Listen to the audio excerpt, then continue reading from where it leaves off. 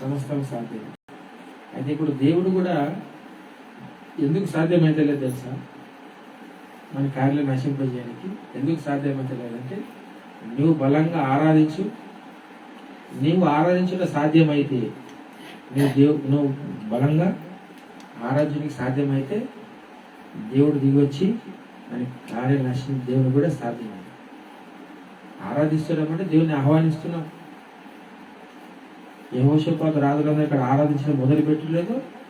దేవుడితో దిగొచ్చి మాటలందరినీ దేవుడు సైన్యం అంతా నశింపజేసాడు. అంటే దేవునికి ఎప్పుడు సాధ్యమవుతుంది అన్నమాట దిగొచ్చి కాల్ చేయడానికి. ఎప్పుడు దారం తిరగబడుతుంది, ఎప్పుడు ఆహ్వానించడం. నువ్వు బలంగా ఎప్పుడు సృష్టిస్తావో అప్పుడు దేవునికి మార్గం సాధన చేయబడుతుంది. దేవుడు బలంగా దిగి వస్తాడు. పౌలు శిలలో కాల్సిదలు బొండాలు ఇవ్వబడ్డాయి. ఎప్పుడైతే స్థుతించారో దేవుడు బలంగా దిగి వచ్చి పెద్దొక్క పండుగ దినం స్థుతిస్తా ఉన్నవాళ్ళు బలంగా దిగి వచ్చినమాట. దేవుడు బలమైన దేవుడు. లోపల నుండి గొప్పవాడు. గొప్ప కార్యాలు చేయాలంటే, వాడిని నశింపజేయాలంటే, వానికి లయం చేయాలని అంటే మన దేవుడు ఏం కావాలన్నమాట? దిగి రావాలి. ఆయన దిగి రావాలంటే మనం ఏం చేయాలి? మనము బలంగా స్తుత్యారాధన చేయాలన్నమాట.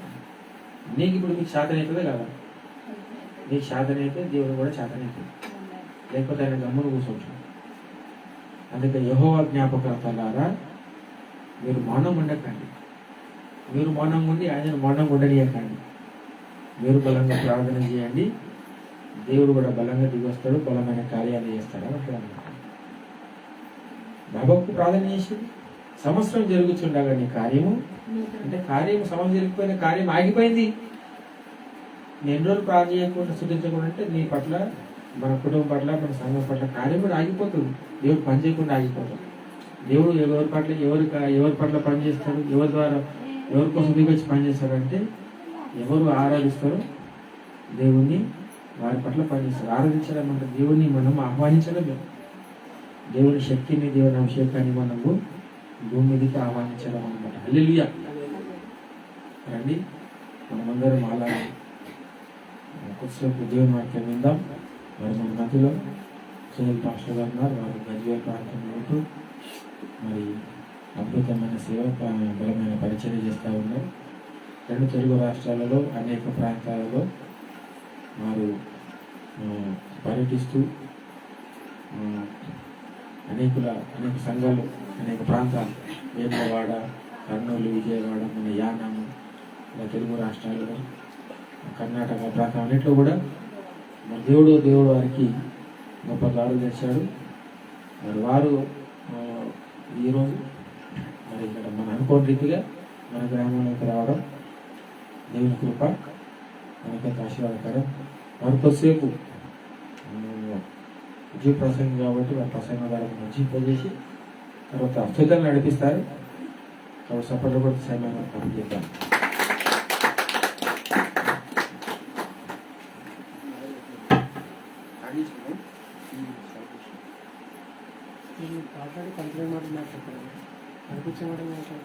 స్తోత్రం. హల్లెలూయా. దేవుని పరిశుద్ధ నామానికి మహిమ కలుగునుగాక. 14-15 తారీఖులో పల్వట్ల గ్రామంలో సువార్త మహాసభలు ఏర్పాటు చేశాం.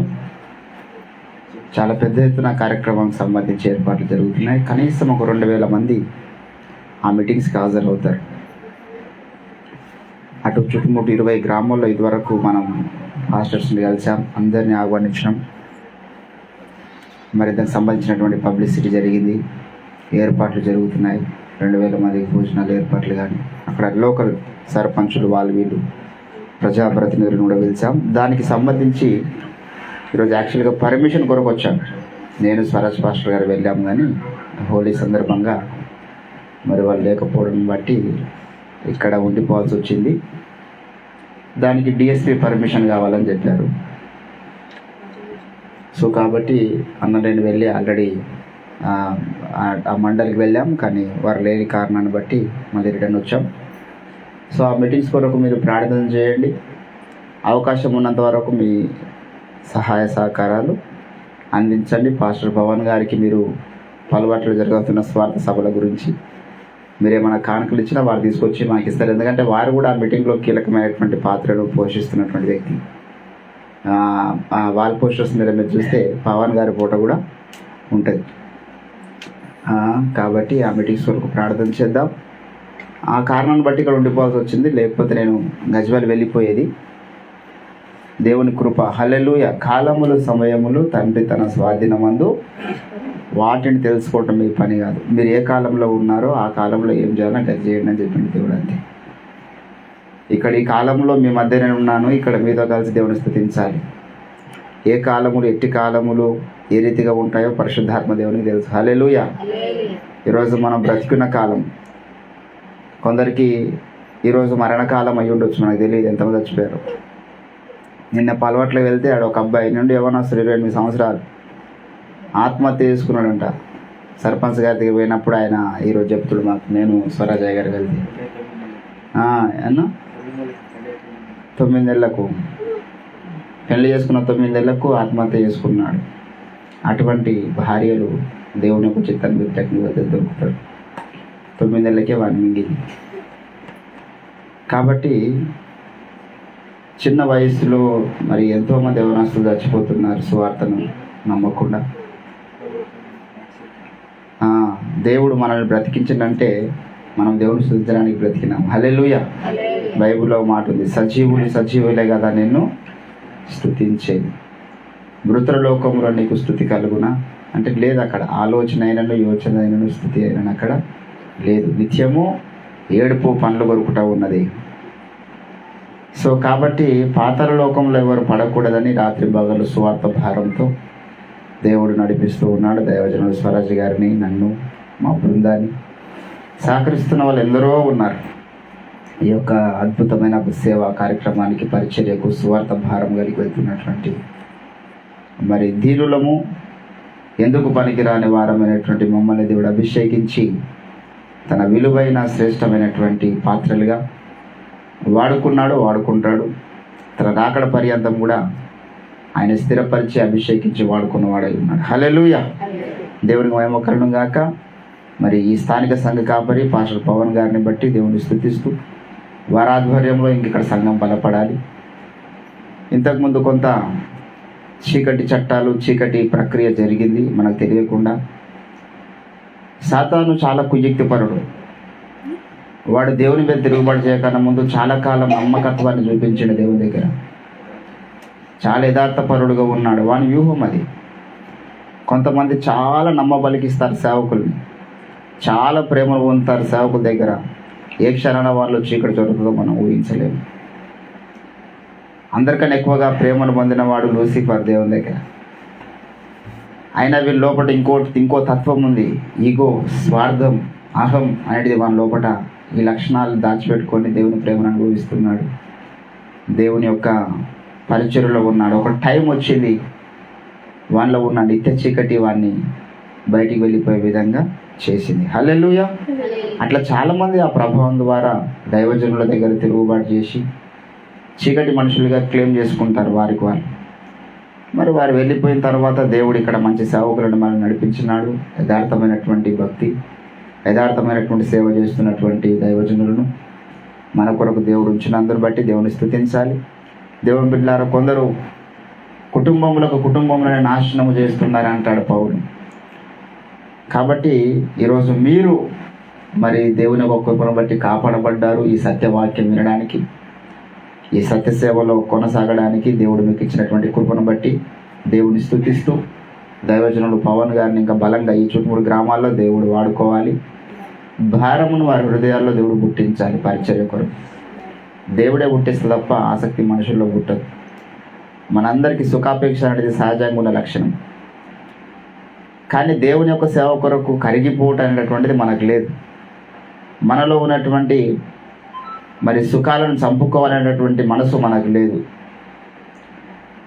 రోమిలకు రాసిన పత్రిక 13వ అధ్యాయం 14వ వచనం అంటాడు, కాలము చాలా సంకుచితమైనది కనుక మీరు ఏమి తిందుమో, ఏమి త్రాగుదుమో, ఏమి సుఖిద్దుమో అని శరీరము గురించి అయినను మీరు ఏమి ధరించుకుందామో అని మీ యొక్క దేహము గురించి ఆలోచించుకుంటే ఇది సమయము కాదు.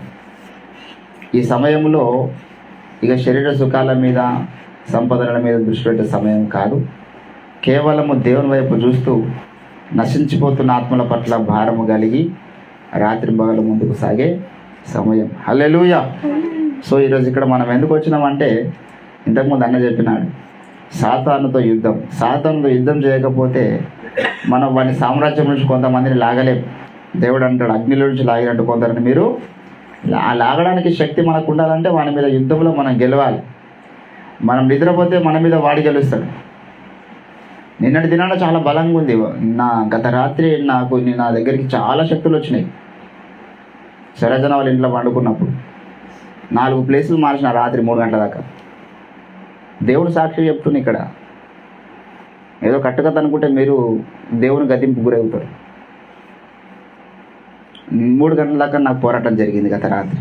ఈరోజు పౌర్ణమి. అందుకే చాలాసార్లు నేను సరజ్ గారు ఏం చేస్తామంటే, పౌర్ణమి కానీ అమావాస్య కానీ ఆ ముందు రోజు ఎక్కువ ప్రభావం ఉంటుంది. ఈరోజు 12 గంటలకు ఆ పీరియడ్ ఏదైతే ఉందో, పౌర్ణమికి సంబంధించినటువంటి టైం పీరియడ్ ఏదైతే ఉందో అది స్టార్ట్ అయ్యి రేపు ముగించబడుతుంది 12:45 నిమిషాలకు అనుకుంటే ఆ ముందు రోజు ఎక్కువ ప్రభావం ఉంటుంది. గత రాత్రి బలమైనటువంటి ప్రభావం, ఈ రోజు అంత లేదు. అందుకే ఏడ కూర్చున్న కాడ నిద్ర వస్తుంది. నిన్న రాత్రి ఎవరు నిద్ర పట్టలేకపోవచ్చు కదా, ఎందుకంటే ఆ శక్తిలో ప్రభావం నిండి ఎక్కువ, ఈరోజు లేదు. సో మెల్లమెల్లగా నిర్వీర్యం అయిపోతుంది, ఆ ప్రభావం అంతా ఉండదు. ఇది సాతాను గడి అని దేవుడు బైబిల్లో చెప్పాడు. కనుక మనం యుద్ధం చేయడం అనేటటువంటిది, యుద్ధం అంటే మనం పట్టుకుని మనం గుద్దడం అనేది ఏం చేయము. మీరు ఏం చేయండి, శోధనలో ప్రవేశించకుండానట్లు మెలకువ అనేటటువంటిది ఒక ఆయుధం. హల్లెలూయా. మెలకువ అనేది ఒక ఆయుధం. మెలకువ ఉండి దేవుణ్ణి స్తుతించాలి, ప్రార్థన చేయాలి. కాబట్టి దేవుడు మనకిచ్చినటువంటి ఈ ధన్యకరమైనటువంటి పరిస్థితిని బట్టి దేవుని స్తుతిస్తూ, దేవుని బిడ్డలారా మరి కొద్దిసేపు వాక్య ధ్యానం చేసుకుందాం. మరి పొద్దున్నే మేము హైదరాబాద్ ప్రాంతానికి వెళ్ళాలి. ఒక ప్రత్యేకమైనటువంటి కార్యక్రమం నిమిత్తం 7 గంటలకే బయలుదేరాలి ఇక్కడ నుంచి, సంగారెడ్డి నుంచి. సో మళ్ళీ తిరిగి అక్కడ నుంచి రావడం, ఇంకా కొన్ని కార్యక్రమాలను కారణం బట్టి 12 వరకల్లా ముగించుకుందాం అనుకున్నాం. చాలామంది ఆన్లైన్లో వీక్షిస్తున్నారు. దయతో వారికి కూడా క్రీస్తు నామమున ప్రత్యేకమైనటువంటి వందనాలు తెలియజేస్తున్నాం. దేవుడి నామానికి మహిమ కలుగును గాక. హల్లెలూయా. ఒక చరణం, ఒక పల్లె వాడుకొని వాక్యముడికి వెళ్దాం. అయ్యగారు రాసినటువంటి పాట ఒకటి. స్తోత్ర.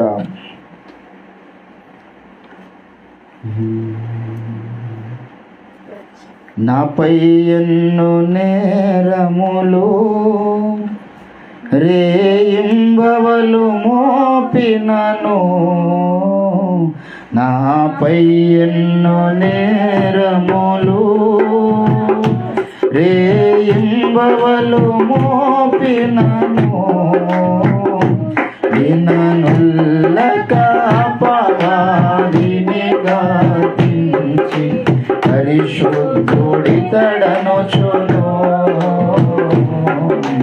ప్రియమార పలికితివి విననుల్లక అపవాదిని గాతించి పరిశుద్ధుడితడనొచ్చును,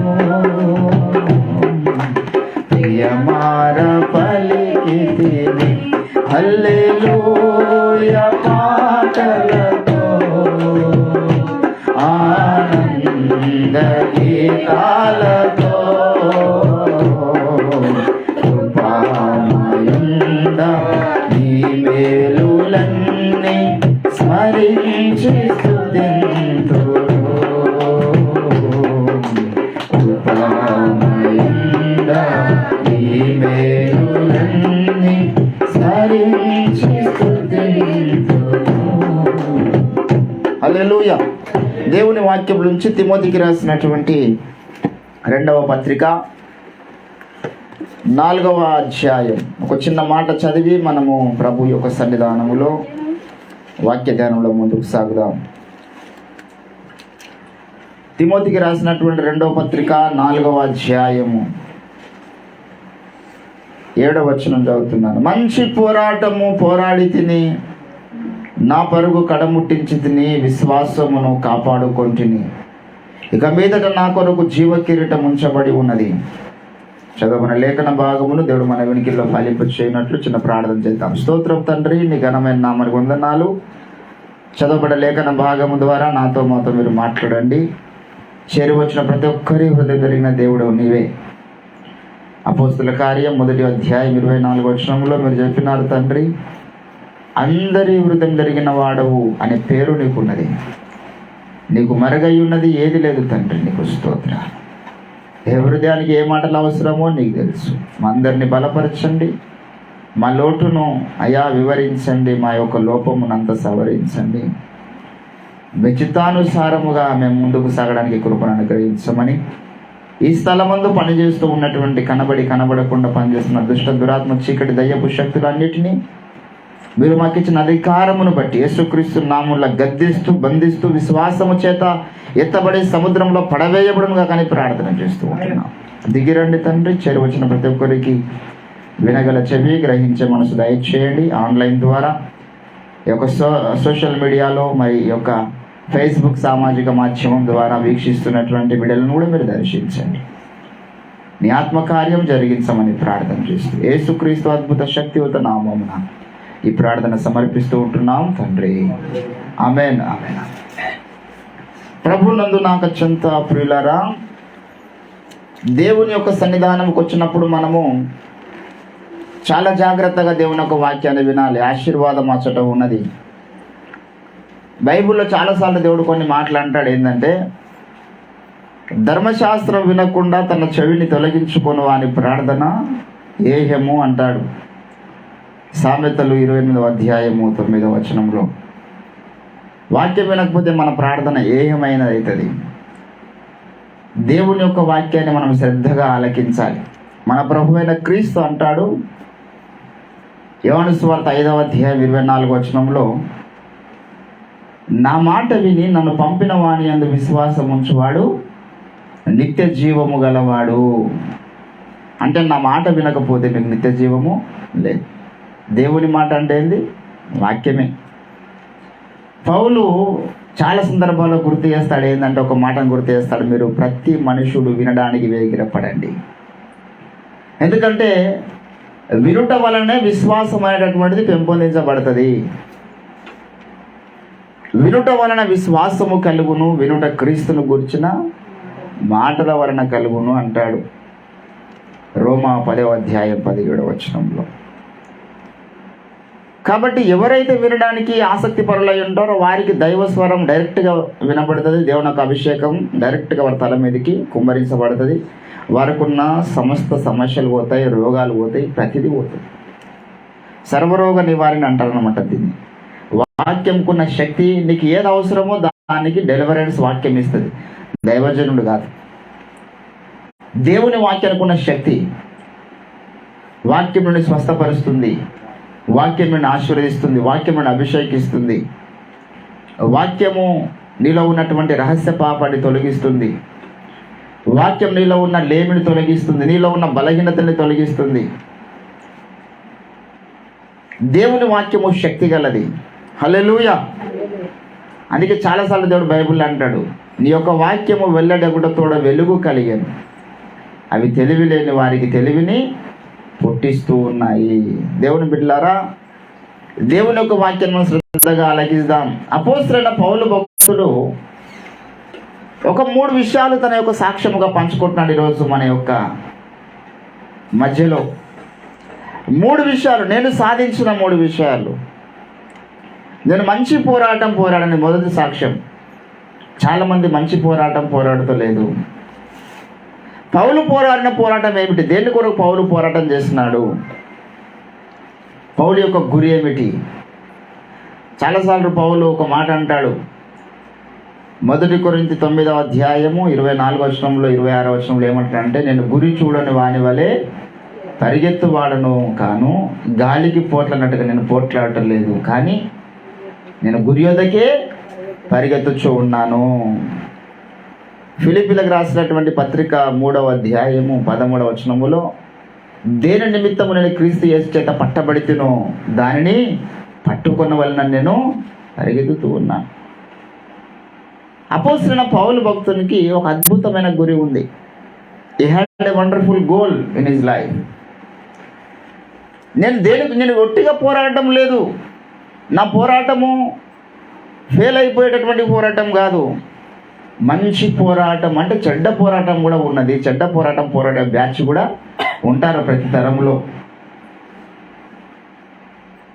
కోరావు దేని కొరకు పోరాటం చేశాడండి? వాని యొక్క గురేమిటి? దైవజనునికి విరోధంగా సమాజమును తయారు చేయడం వాని పోరాటం. అది దేవుని చిత్తానుసారమైన పోరాటం కాదు. వానికి దేవుడు అంటే ఇంట్రెస్ట్ లేక కాదు, దేవుని ప్రేమిస్తున్నాడు కోరావు. దేవుని వాక్యాన్ని ప్రేమిస్తున్నాడు కోరావు. దేవుడు అంటే భయపడుతున్నాడు. ధర్మశాస్త్రం అంటే భయం ఉంది, కానీ దైవజనుడు అంటే ఇష్టం లేదు. దైవజనుడి మీద ఒక పోరాటం ప్రారంభించినాడు. వాని పోరాటం మంచి పోరాటం అని చెప్పబడలేదు. వాని ప్రయాస దేవుని యొక్క చిత్తానుసారమైన ప్రయాస కాదు, వ్యర్థమైపోయినటువంటి ప్రయాస. దేవుని బిడ్డలారా, చాలా మంది జీవితంలో చెడ్డ పోరాటం ఉన్నది కనుక పౌలు అంటున్నాడు, నేనైతే చెడ్డ పోరాటం పోరాటలేదు. ఈరోజు చాలా మంది పెద్ద పెద్ద మొన్న ఒక బ్రదర్ ఉన్నాడు, ఇప్పుడు ఆయన ఈ ప్రోగ్రామ్ కూడా చూసే అవకాశం ఉంది, పర్వాలేదు, నేను ఆయనకు వచ్చి మాట్లాడని చెప్పుకుంటాను. చర్చ్ మీద ఒక డూమ్ కట్టడానికి 100 కోట్లు ఖర్చు పెట్టిండు. మీకు తెలుసా ఆయన పేరు? గుర్తొచ్చిందా? 100 కోట్లు జస్ట్ చర్చ్ పైన డూమ్ ఉంటుంది కదా, రౌండ్గా యెరూషలేము దేవాలయం మీద ఉన్న అసంటిది ఆయన ఇక్కడ కూడా పెట్టడానికి 100 కోట్లు దానికి ఖర్చు పెట్టిండు. మన వరంగల్ జిల్లాలో ఆయన చర్చ్ ఉంటుంది, కరుణాపురం దగ్గర. 100 కోట్లు. ఆ మందిరానికి ఎంత ఖర్చు అని తెలుసా? ప్రతిదీ క్వాలిటీ ఐటెం వాడింది దానికి. అదంతా ఎవరంటే విశ్వాసించినటువంటి కానుకలు, పొలాలు అమ్మి పొలాలు స్పాన్సర్ చేసి ఎకరాలకు ఆయన అడిగి పోయినందుకు జరిగిన స్వస్థతను బట్టి. అదే నేను అంటాను, నువ్వు పోరాడుతున్న పోరాటం, నీ గురి, నీ గమ్యము, రేపు దేవుడు బహుమానం ఇచ్చాట. భూమియు దాని మీద ఉన్న కృత్రిమములన్నీ లయమైపోతాయి బాబు. హస్తకృత ఆలయంలో దేవుడు నివసింపడు. మీరే ఒక ఆలయం కండి అని చెప్పిన తప్పితే తన కొరకు మందిరం కట్టమని దేవుడు ఎక్కడ కూడా కోరుకోలేడు. ఒక నమూనా చెప్పినాడు 25వ అధ్యాయము నిర్గమకాండ 8వ వచనంలో, మీరు నా కొరకు ఒక మందిరాన్ని కట్టమన్నాడు. కానీ ఆ మందిరంలో దేవుడు నివసించడానికి కాదు, ఒక ఆదర్శం కొరకు, మాదిరి కొరకు. దేవుని బిడ్డలారా, ఈరోజు చాలా మంది పెద్ద పెద్ద చర్చలు కడుతూ ఉన్నారు, పెద్ద పెద్ద మరి సేవా కార్యక్రమాలు చేస్తున్నారు. కానీ వారు పోరాడుతున్నటువంటి పోరాటము మంచి పోరాటం అనేది మనం ప్రశ్నించుకోవాలి. పౌలు పోరాటం చేసిండు. పౌలు ఎక్కడ ఒక మందిరం కట్టినట్లుగా లేదు. పౌలు ఎక్కడ ఆస్తులు సంపాదించినట్లుగా లేదు. పౌలుకు తినడానికి తిండి లేదు చనిపోయేంత వరకు. నిలువరమైన నివాస స్థలము లేక ఉన్నామంటాడు. అంటే సొంత ఇల్లు లేదు పౌలుకి, ధరించుకోవడానికి సరైన వస్త్రాలు లేవు పౌలుకి. నువ్వు మళ్ళీ మంచి పోరాటం అంటే ఏందయ్యా? నీ బ్రతుకుగా ఇంత అధ్వానంగా ఉంది నీ యొక్క బ్రతుకు. మంచి పోరాటం పోరాడి తిని, ఇది మొదటి సాక్ష్యం. మంచి పోరాటం పోరాడి తిని నా విశ్వాసమును కాపాడుకుంటుని. అంటే విశ్వాసమును కాపాడుకున్నానని చెప్పాడంటే చాలా మంది విశ్వాసాన్ని ఏం చేయలేరు, కాపాడుకోలేరు. ఒక పేజీ మీరు వెనక మలిపితే తిమోతికి రాసినటువంటి మొదటి పత్రిక 5వ అధ్యాయము 12వ వచనంలో కొందరి గురించి లేఖనము సాక్ష్యం ఇస్తుంది. ఏమని? వారు క్రీస్తుకు విరోధముగా నిరంకుశులైనప్పుడు ఏం విడిచిపెట్టారంట చెప్పండి? ఏం విడిచిపెట్టారు? విశ్వాసమును విడిచిపెట్టారు. విశ్వాసం అనేటటువంటిది ఒక్కసారి నువ్వు రక్షణ పొందంగానే స్థిరంగా ఉంటుందని గ్యారంటీ లేదు దేవుని బిడ్డలారా. అందుకే ఇక్కడ సైలెంట్ నగర్ ఉంటారు, ఒక పాట రాసిండు ఆయన, పొందుకున్నవు రక్షణ నీవు పోగొట్టుకోకు. ఈ పాట ఎంతమంది గుర్తుంది? పైలము కొడుక పాపము చేయకురా, యేసయ్యను నమ్ముకొని మంచిగా బ్రతుకుమురా అంటాడేమంట. పొందుకున్నవు రక్షణ నీవు పోగొట్టుకోకు పోతావు నరకం. అంటే పొందుకున్న రక్షణ అనేటటువంటిది విశ్వాసమును నువ్వు కాపాడుకోనకపోతే పోయే అవకాశం అనేటటువంటిది ఉన్నది కనుకనే ఫిలిప్పీలకు రాసిన పత్రికలో పౌలు అంటాడు 2వ అధ్యాయం 12వ వచనంలో ఏమంటాడు తెలుసా? భయముతోను వణుకుతోను మీ సొంత రక్షణను కాపాడుకోనండి, కొనసాగించుకోనండి. ఇక్కడ కొంతమందికి అనిపిస్తున్నారు వారు మొదట వారికి ఉన్న విశ్వాసాన్ని వదులుకున్నారు. ఎట్లా వదులుకుంటారంటే ఇప్పుడు మన కళ్ళ ముందు ఎంతమంది వదులుకున్న వారు ఉన్నారు లేరా? ఒకప్పుడు నాకు ప్రత్యక్షత ఉంది, నాకు దేవుడు చూపించండి, నా ప్రవక్త అయిన ఇది అది తోపు అని చెప్పేసి పెద్ద పెద్ద నరికిరు. సాక్ష్యాలు ఉన్నాయి ఇప్పుడు. అవి పెట్టి ఇవి పెట్టి ఇప్పుడు ఏం చెప్పాలి? మధ్యలో చిన్నజర స్వామి గారు అన్నది అయిపోయారని పెట్టారు లాస్ట్.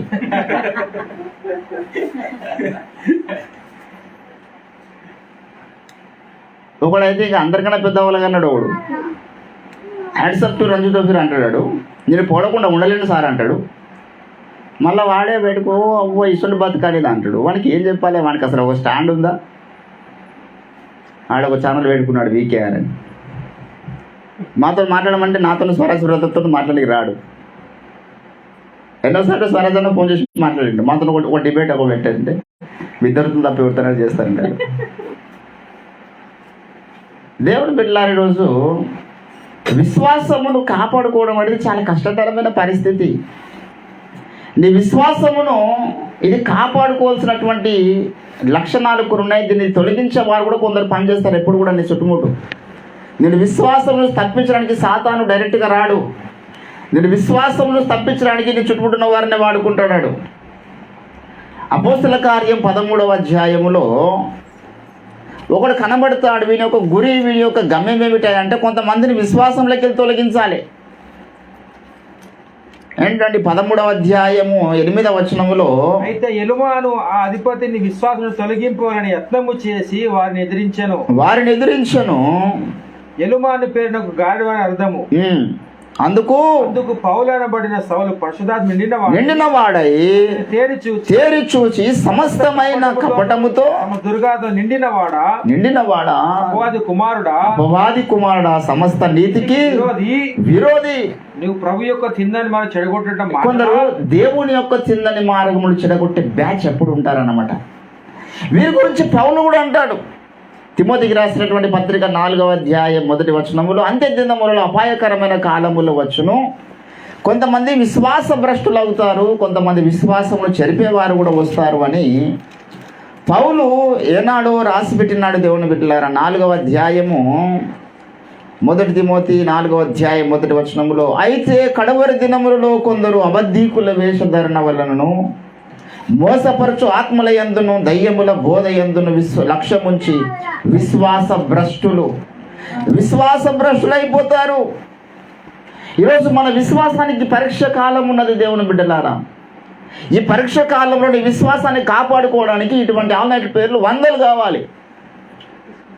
ఒట్టిగా సాధ్యం కాదు అది.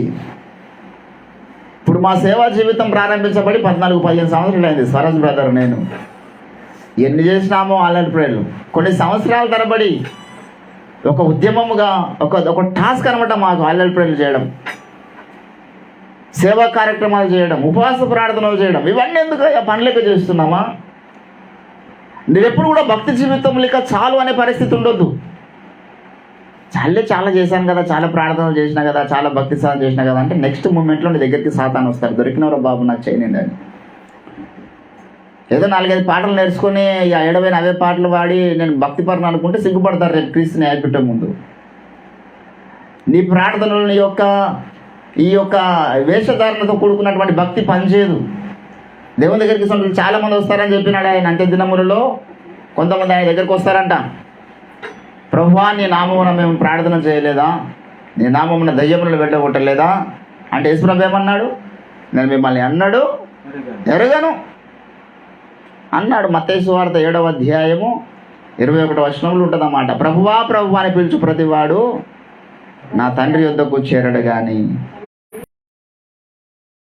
అంటే కొంతమంది ఆ దినాన వచ్చాడు, ప్రభువా మేము కూడా మనసులం కదా తండ్రి అంటే ఎక్కడ నమ్మసు బాబులో ఏ రకమైన విశ్వాసం ఉంది? పౌల్లో ఉన్న విశ్వాసం ఉందా? ఆదిమ సంఘంలో ఉన్న విశ్వాసం ఉందా? దేవుడిని మంచి చేస్తే విశ్వాసం బలపడుతుంది. ఇది ఆదిమ సంఘం చేసినట్లు చేస్తే ఆ 10 మంది విశ్వాసులకు తారు పూసి, తారంటే డాంబర్ వాడిని నడెత్తి మొలుకుని అడికాల దాకా డాంబర్తో నింపేసేసి పుల్లగీసి ముట్టించాడు చక్రవర్తులు. ఎందుకయ్యా ఇంత పరీక్ష వీరికంటే వీరు యేసుప్రభుని నమ్ముకున్నందుకు. అవతల 10 మంది తగలబడుతూ ఉంటే ఆ 10 మంది కూడా ఏమంటారు తెలుసా? మా కొద్ది క్రీస్తాన్లే, థ్యాంక్ యూ లార్డ్ అన్నారు. వారి విశ్వాసానికి అంత గొప్ప పరీక్షలు వచ్చినాయి. అవతల 10 మంది సజీవ దహనం అయిపోతుంటే ఇవతల 10 మంది చూసి వీళ్ళు కూడా భయపడి మా క్రీస్తు వద్దానులే, పర్వాలేదు మమ్మల్ని కూడా కాల్చిచ్చేయండి. ఈరోజు మీరు చంపకపోతే ఎన్ని రోజులు మేము బతుకుతాం?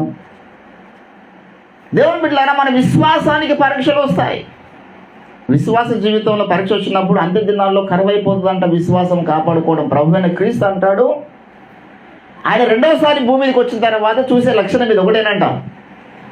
లూకా సువార్త 18వ అధ్యాయం 6వ వచనంలో ఏమన్నాడు మన ప్రభు అంటే, ఆయన భూమి మీదకి వచ్చినప్పుడు ఆ విశ్వాసము అన్నాడు. ఏంటండి? లూకా సువార్త 18వ అధ్యాయం 8వ వచనములో, ఆయన వారికి త్వరగా న్యాయము తీర్చును వారి విషయము కదా ఆయన దీర్ఘశాంతము చూపుచున్నాడు. ఆయనను మనుష్య కుమారుడు వచ్చినప్పుడు భూమి మీద విశ్వాసం కనుగొనునా. ఏంటండి? ఆయన భూమి మీద విశ్వాసం అంటే ఆ విశ్వాసం పుట్టినట్లు ఏముంటుంది? అంటే ఆ స్త్రీలో ఉన్న విశ్వాసం. ఒక స్త్రీ వచ్చింది అక్కడ, అన్యాయస్తులైన న్యాయాధిపతి దగ్గరకు వచ్చింది. వాని పేరే అన్యాయం చేస్తాడు. వాని దగ్గరికి వచ్చి న్యాయం తీర్చమంటుంది. వాడేమేమైనా పట్టించుకోవడం లేదు. వెళ్ళిపోయింది. ఒకరోజు మళ్ళా తెల్లారు వెళ్ళగొట్టిండు, 10 రోజులు వెళ్ళగొట్టిండు. ఆమె ఓర్పుతో, సహనంతో, పట్టుదలతో, విశ్వాసంతో నాకు న్యాయం తీరుస్తాడనే విశ్వాసంతో వచ్చింది. 10వ అధ్యాయం 37 నుంచి 38, 39 వచనాల్లో నీతి అనేటటువంటి మన జీవితంలో విశ్వాసం అనేటటువంటి లేకపోతే భక్తి జీవితంలో అడుగులు ముందుకు వేయడం కష్టమైపోతుంది. ఇక్కడ పౌలు అంటున్నాడు, నేను నా విశ్వాసమును కాపాడుకున్నా, కడవరకు కాపాడుకున్నా.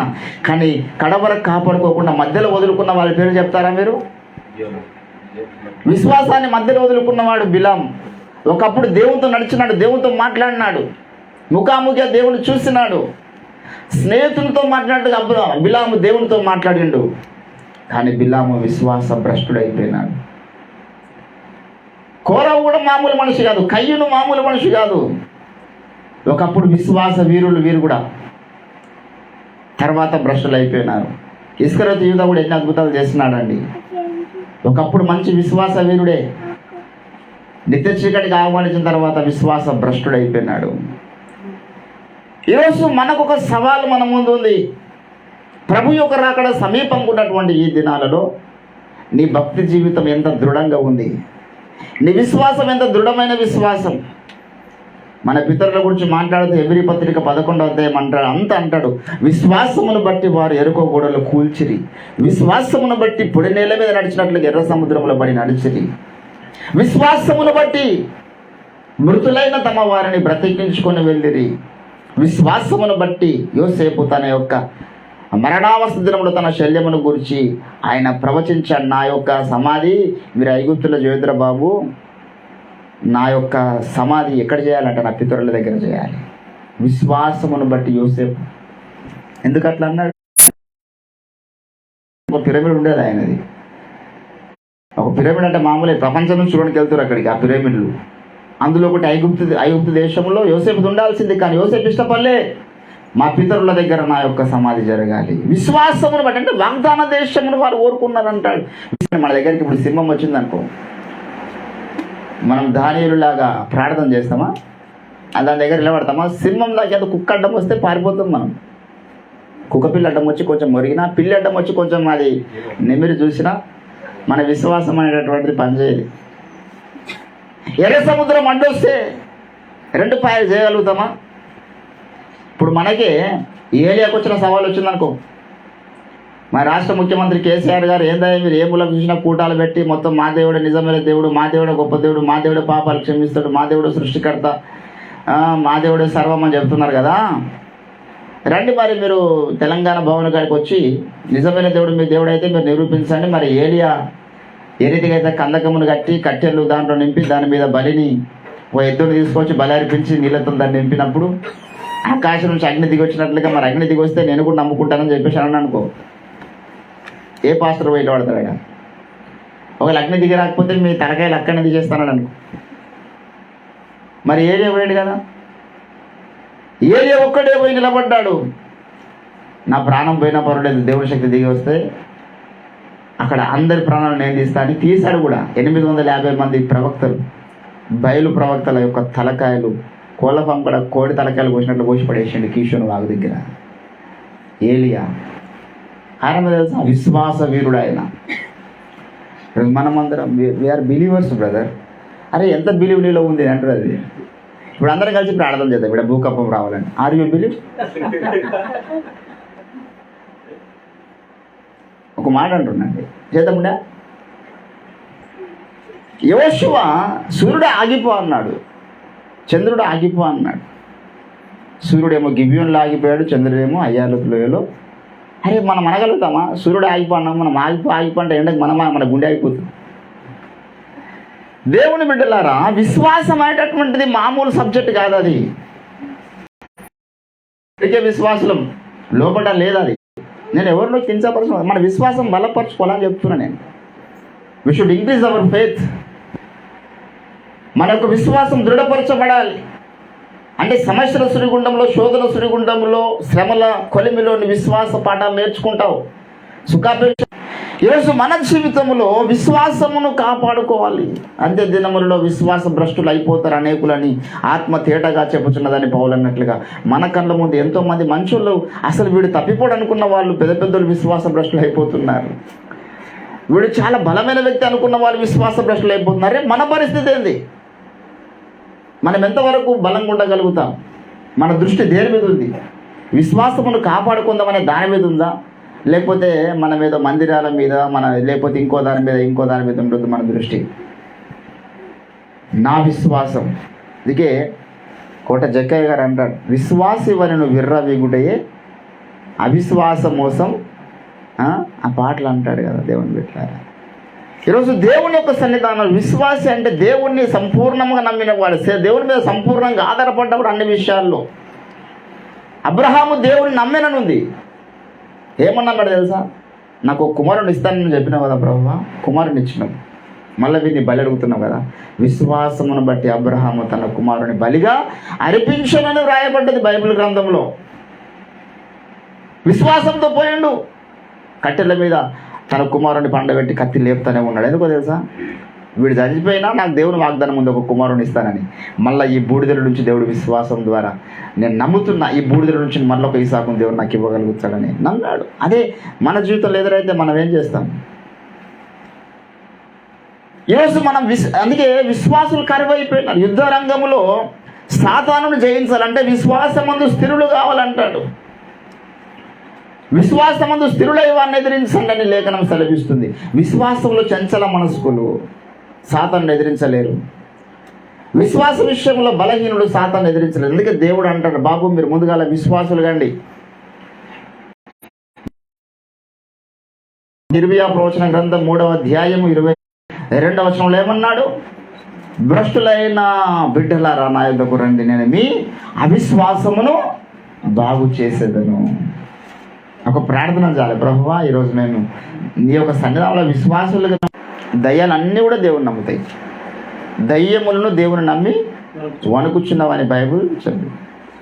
కానీ దయ్యాలకు మన డిఫరెంట్ ఏంటంటే, దయ్యాలు దేవుని మాత్రమే నమ్ముతాయి, మనమేమో దేవుని నమ్మాలి, దేవుని ప్రవక్తలు నమ్మాలి. హల్లెలూయా. దేవుని నమ్మడానికి విశ్వాసం ఉంటుంది, దేవుని ప్రవక్తలు నమ్మడానికి విశ్వాసం ఉండదు. ఎందుకంటే ప్రవక్తలందరూ కూడా వివాదాస్పద వ్యక్తులు ఉంటారు. వారి విశ్వాస ఫలం అనుసరించి మన లేఖనం సెలవిస్తుంది. మా విశ్వాసమును మీరు అనుసరించాలని అంటాడు పౌలు. నమ్మడానికి ఆధారాలు ఉండవు. ఈరోజు కూడా మన జీవితంలో దేవుని నమ్ముతున్నాం, that is very good.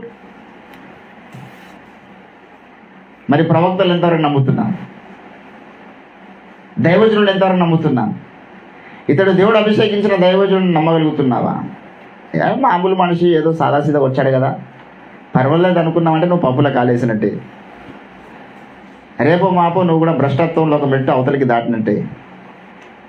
Be careful about yourself. నీ గురించి నువ్వు జాగ్రత్తగా ఉండాలి. నువ్వు వెంబడిస్తున్న సేవకుని పట్ల నీ గురి జాగ్రత్తగా ఉండాలి. ఏదో మామూలు మనిషి అనుకొని వెంబడించొద్దు. ఎందుకంటే మీరు ఏమనుకొని వెంబడిస్తారో ఆ ఫలం పొందుతారు. ఇప్పుడు నేను ప్రవక్తను వెంబడిస్తున్నా, నేను ప్రవక్తను నమ్మినా, అపోస్తలుని నమ్మినా, దేవుని ఎదురు పంపబడ్డ రాయబారిని నమ్మినా, దేవుని నోరని నమ్మినా, దేవుడు అభిషేకించిన వ్యక్తిని నమ్మినా, ఇంకా అవతల ఎన్ని ఆయన మీద రూమర్స్ వచ్చినా డజంట్ మ్యాటర్. నాకు అది అవసరం లేదు. That is none of my business. That is entire is personal. అది నాకెందుకు? నేను ఆ రోజు ఇది చూసి రాలేను కదా. ఆయన దేవుని ఎదురుని పంపబడ్డా, అదే నా దృష్టి, అదే నా భయం, అదే నా విధేయత, అదే నా సమర్పణ. మరణము మమ్మల్ని ఎడబాపు వరకు ఇంకా ఏది ఎవరు ఎడబాపు. ఆడెవడు అవలాడ బయటికి కూడా అంటాడు 300 మంది ఉన్నారంట. అరే 600 మంది ఉన్నారు, నాకేంది? 6000 మంది ఏమవుతున్నది అంటే మన మైండ్ మారిపోవాలా. ఎవడో ఏదో 4 కల్లిబొల్లి కబుర్లు కల్పితాలు చెప్తే వెంటనే అయ్యో అట్లా అనుకున్నామంటే నువ్వు విశ్వాసంలో స్థిరంగా లేనట్టే. ఏదో వీడియోలో ఆయన ఒకటి చెప్పుకుని చూపిస్తాను అందులో ఏముంది అలా. అరే నా జీవితంలో నేను తప్పు జరిగితే జరిగి ఉండొచ్చు భయ, నేను కూడా అంటున్నాను. నేను సుఖం పూసని చెప్తలేను కదా. మనిషి అన్న ప్రతి ఒక్కరిలో బలహీనతలు ఉంటాయి. నా బలహీనతలను బట్టి కాదు కదా మీకు రక్షణ కలిగేది. యేసు ప్రభు గొప్ప దేవుడు అని చెప్తున్నా. నాలో పాపము లేదని మీలో ఎవడంటాడని ప్రభు సవాల్ చేసిండు. ఎవడు చెప్పలేదు భూమి మీద. చెప్తే వాడు పెద్ద అబద్ధీకు. నేను పెద్ద పరిశుద్ధుని, నేను మంచోని అంటుండంటేనే వాడు ఒక ప్రధానమైనటువంటి లూసిఫర్గా మళ్ళీ మారిపోతాడు నెక్స్ట్ మూమెంట్. వాడు పాపమును పోగొట్టుకుంటేనే పవిత్రుడిని అయితేనని చెప్పదగిన వాడు ఎవరు లేడు. అందరికి ఒకటే కోపకు చెందినవాడు. ఇంకో నువ్వు అంటున్నావు అంటేనే నువ్వు ఒక నెక్స్ట్ సాతాను. దేవుని బిడ్డలారా, విశ్వాస భ్రష్టుల యొక్క లైన్ వేరు, విశ్వాస వీరుల యొక్క లైన్ వేరు. విశ్వాస వీరులేమో మంచిని చూడడానికి ఇష్టపడతారు. అబ్రహాం జీవితంలో మంచి ఉందండి చూడాలనుకుంటే. పక్కకు ఆగర్ లైన్ కూడా ఉంది. దావీదు ఇంకొక 10 మంది భార్యల లైన్ కూడా ఉంది. సొలొమోను జీవితంలో మంచి చూడాలనుకుంటే ఇంకో లైన్ కూడా ఉంది. ప్రతి ప్రవక్త జీవితంలో ఉంటుంది అది. నువ్వు ఏ లైన్ చూడడానికి ఇష్టపడుతున్నావు, ఏ లైన్లో ఉండడానికి ఇష్టపడుతున్నావు అనేది దేవుడు చూస్తాడు. వివాదాస్పదమైన వ్యక్తులుగా పెడతాడు సమాజంలో. వారి ద్వారా తన సందేశాన్ని విడుదల చేస్తాడు. దేవుని బిడ్డలారా, ఈరోజు మన మైండ్ మారి నువ్వు విశ్వాస విషయంలో స్థిరంగా ఉండాలి. కడవరకంటే నీ మైండ్ చాలా మెచ్యూర్ కావాలి. అంటే నువ్వు ఏసైని చాలా అతుక్కోవాలి. ఏసైతో చాలా క్లోజ్ రిలేషన్షిప్ నీకు యేసు ప్రభుతో ప్రారంభించబడాలి. నువ్వు అస్తమానం ఈ లోక వ్యసనాలు, లోక భావబంధాల్లో కొట్టుమిటాడితే నీకు ఏసై ప్రేమ అర్థం కాదు. అందుకో భక్తుడు అంట, నీ రెక్కల నీడలో, ఆ పాటలో తల్లి ఒడిలో పవలించండి అంటే తెలుసా. అదే చరణం ఒక పాట ఉంటుంది అండి. ఇది ఆ పాట తీయండి ఒకసారి.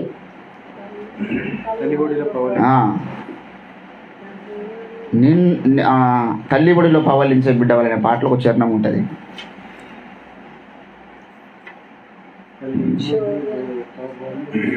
బిడ్డవలేనే తండ్రిని ఒడిలోనే ఒదిగితినయ్యా, తల్లి ఒడిలో పవలించే బిడ్డవలేనే తండ్రిని ఒడిలోనే ఒదిగితినయ్యా, నిన్ను నేను పట్టుకొంటిని, నిన్ను నేను పట్టుకొంటిని, భుజము పైన సోలెదను, నీ భుజము పైన సోలెదను, నీరెక్కల నీడలో నుండి, నీరెక్కల నీడలో నుండి లోకాన్ని మరచితిని,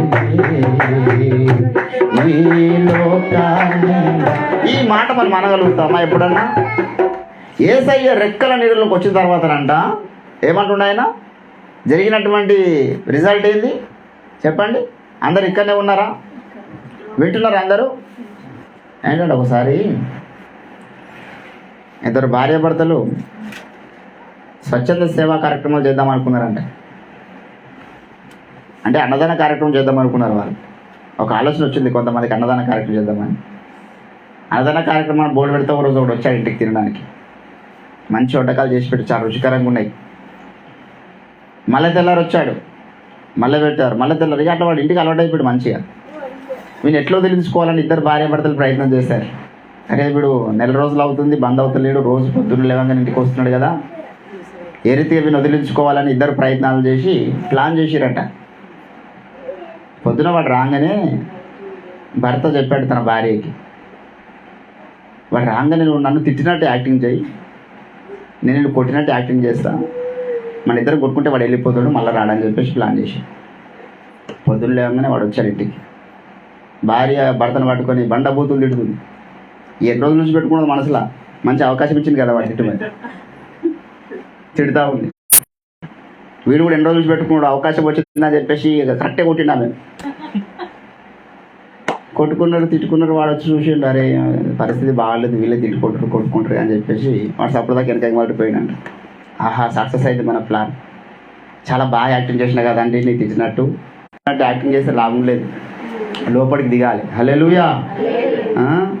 హృదయంలోనికి దిగినప్పుడు మన విశ్వాసం అనేటటువంటి దేవుని బిడ్డలారా చాలా పవర్ఫుల్. అది అటం బాంబు కన్నా గొప్ప శక్తి నీలో ఉన్న విశ్వాసం ఉంది. అందుకే ప్రభు అంటాడు, మీలో ఆవగించంత విశ్వాసం ఉన్నా గీత చాలు, కన్నులో కొద్ది అవసరం లేదు, అంత పవర్ఫుల్ అది.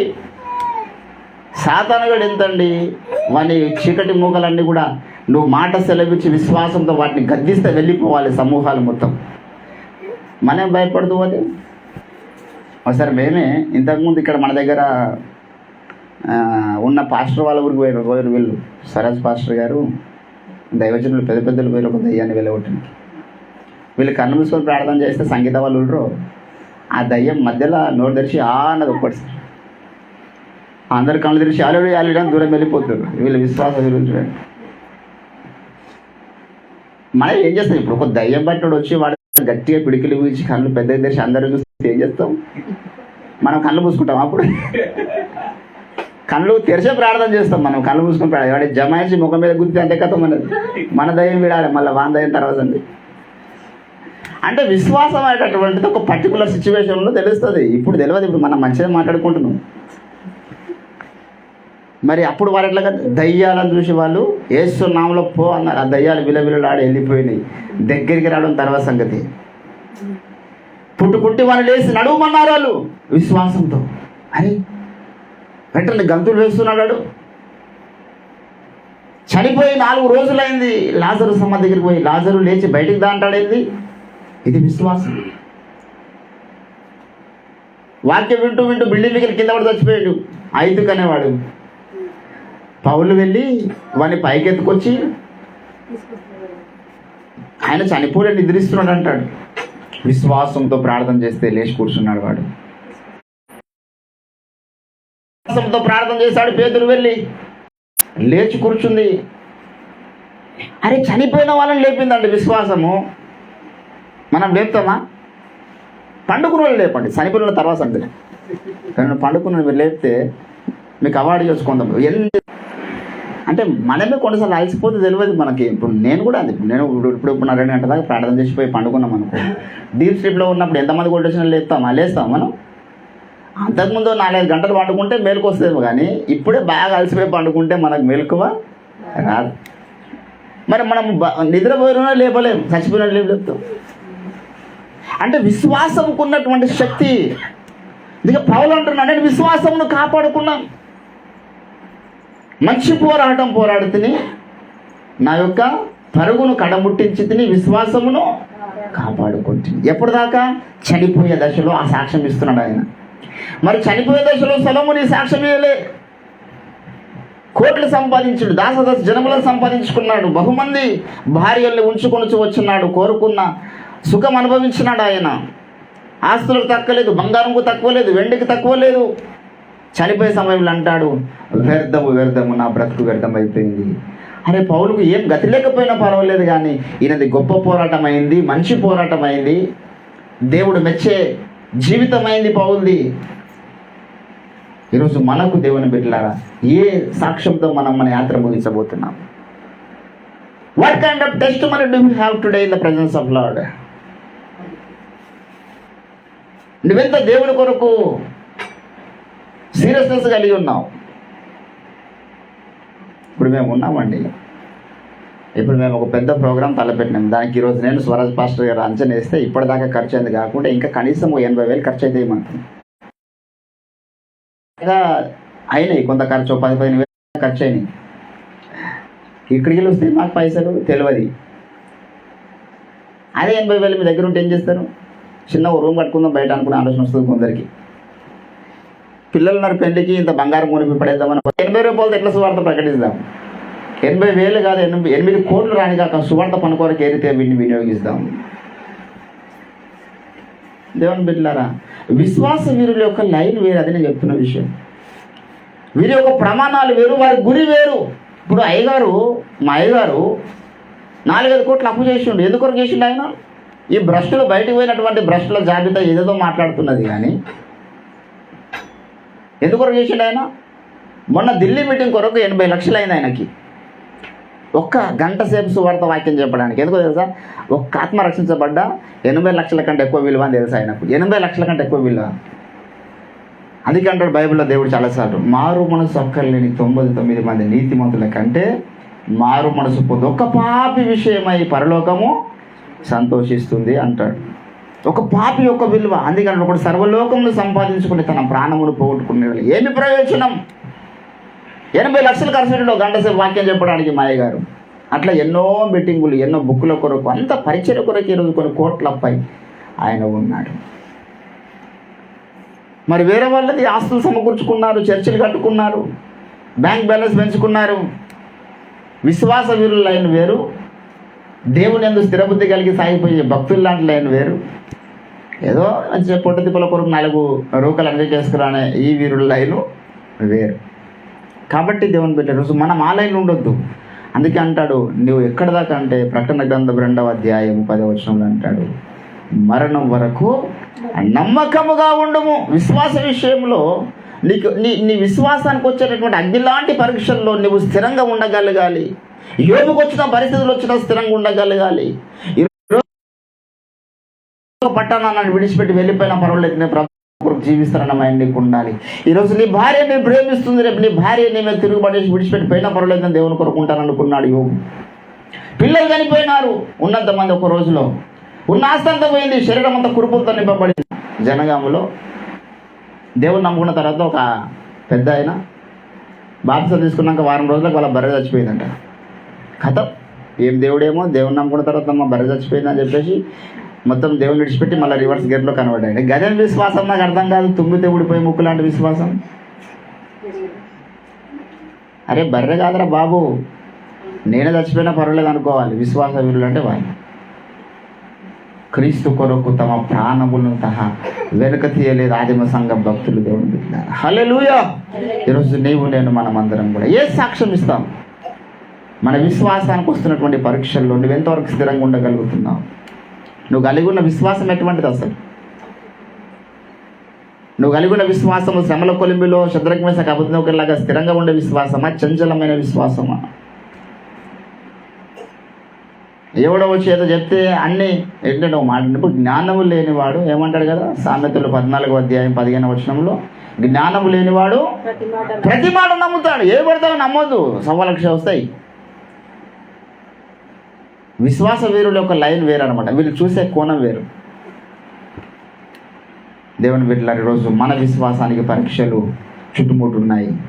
ఈ పరీక్షలు నెగ్గాలి మనం. ఏ ఒక్కరు మోడిపోవద్దు, ఏ ఒక్కరు బెండ్ అవ్వద్దు, ఏ ఒక్కరు కూడా ఈ కల్లిబొల్లి కబుర్లు నమ్మొద్దు. ఇది నీ విశ్వాసానికి వచ్చిన పరీక్ష. ఈ పరీక్షలను దృఢమైన మనిషిగా, దృఢమైనటువంటి తీర్మానం గల వ్యక్తిగా ముందుకు సాగాలి తప్పితే అయ్యో ఇట్లా అనుకునే పరిస్థితి ఉండొద్దు. దేవుని బిడ్డలారా, ఈరోజు మనం ఒక నూతన తీర్మానం తీసుకుందాం. దేవుని యొక్క సన్నిధానంలో, దేవా నా విశ్వాసాన్ని బలపరచండి, నా విశ్వాసాన్ని దృఢపరచండి. ప్రాణాపాయ స్థితి వచ్చినా నేను నమ్మకంగా ఉండే యోబు లాంటి విశ్వాసం నాకు దయచేయండి. అంత్య దినాల్లో విశ్వాసులు కరువైపోతారు. అంత్య దినాల్లో అనుమానించే వాళ్ళు పెరిగిపోతారు. దేవుని కార్యాలను అనుమానించేవారు, దేవుని ప్రవక్తలను అనుమానించే వాళ్ళు పెరిగిపోతారు అంత్య దినాల్లో. కనుకనే యేసుప్రభు అన్నాడు, భూమి మీద నేను 2వసారి వచ్చినప్పుడు ఆ స్త్రీలో ఉన్న విశ్వాసమును కనుగొంటాను. ఎంతమందిలో ఉంది ఆ విశ్వాసం? ఈరోజు నీవు నేను పరీక్షించుకోవాల్సినటువంటి అవసరత ఉన్నది. దేవుని బిడ్డలారా, నీ విశ్వాసం స్థిరమైందో దృఢమైందో నీ భక్తి జీవితం ద్వారా తెలుస్తుంది. కనుక ఈరోజు ప్రభు యొక్క సన్నిధానంలో ఈ యొక్క ఆన్లైన్ ప్రేయర్ ద్వారా నీ విశ్వాసం ముందుగా పరిశుద్ధాత్మ చేత నింపబడాలి, వరముల చేత నింపబడాలంటే కావాల్సినటువంటి ప్రాముఖ్యమైన లక్షణము విశ్వాసం. విశ్వాసం లేకుండా అడిగేవాడు గాలికి పట్టుకుంటూ ప్రయాసపడు అంత సమానం అంటాడు. విశ్వాసం ఉండాలి. పరిశుద్ధాత్మను అడుగుతున్నావు. ఇప్పుడు ఇక్కడ ఉన్నాడు ఆయన. నోరు తెరిచి అడుగు వారికి ఎంతో నిశ్చయంగా ఇస్తానని చెప్పినాడు. లూకాసు వార్త 11వ అధ్యాయం 12వ వచనంలో తన ఆత్మని. నువ్వు విశ్వాస సహితమైన ప్రార్థన చేసినప్పుడు వస్తాడు పరిశుద్ధాత్మ దేవుడు నీ మీదకి. ఏదో అట్లా అడగండి కదా, మా లోకంలో ఉండి అడిగితే నువ్వు ఎన్ని సంవత్సరాలు చేసినా లాభం లేదు. I need to fill the Holy Spirit today. God is ready. ఈరోజు ఆయన రెడీగా ఉన్నాను నింపడానికి. ఆ విశ్వాసం ఉంటే ఇప్పుడు ఎందుకు వరాలు పొందుకోవడం లేదంటే, ఎందుకు భాషలు మాట్లాడడం లేదు, అందరూ ఎందుకు అభిషేకించబడడం లేదంటే విశ్వాసం తరగట్లేదు, ఇస్తారో లేదో అనుమానం. ఒకసారి ఒక అమ్మాయి వాక్యం చదివిన తర్వాత, మీరు విశ్వాసంతో కొండను చూసి వేస్తున్నాను వెళ్ళిపోమంటే ఆ కొండ ఎత్తబడి సముద్రంలో పడవేయబడుతుందని వాక్యం వచ్చింది. రాత్రి ఇంటి ముంగట కొండను చూసి ఏసు నామంలో ఈ కొండ ఎత్తబడి సముద్రంలో పడవేయబడును గాక అని వెళ్ళిపోయి పండుకుంది. తెల్లారి మంచి గట్టి నమ్మకంతో తలుపు తీసింది, వచ్చి కొండ ఉందా పోయిందంటే అక్కనే ఉంది. అది నేను అనుకున్నానే నువ్వు పోవని. నువ్వు ఇది అనుకున్న తర్వాత అది విశ్వాసం ఎట్లయితుంది? ఆయన ముందే ఫిక్స్ అయిపోయింది ఎట్లయినా పోదని. ఆయన మీదికేమంటుంది? అట్లా చాలామంది విశ్వాసం లోపల మీదికి మాత్రం క్లెయిమ్ చేస్తారు. అటువంటి నువ్వు అడుగుతున్నావు అంటే నీ పూర్ణ హృదయముతో, నీ పూర్ణ ఆత్మతో, నీ పూర్ణ శక్తితో దేవుని మీద ఆధారపడడం విశ్వాసం. హల్లెలూయా. కాబట్టి దేవుని బిడ్డలారా, ఈరోజు ఒక నూతన తీర్మానం తీసుకుందాం. ప్రభు మా విశ్వాసాన్ని మీరు బలపరచండి. బలపడకుండా ఉండడానికి ఒకే ఒక కారణం, మీలో ఉన్న అనుమానం, మీలో ఉన్న అవిశ్వాసం, అపనమ్మిక, అవన్నీ వెళ్ళిపోవాలి.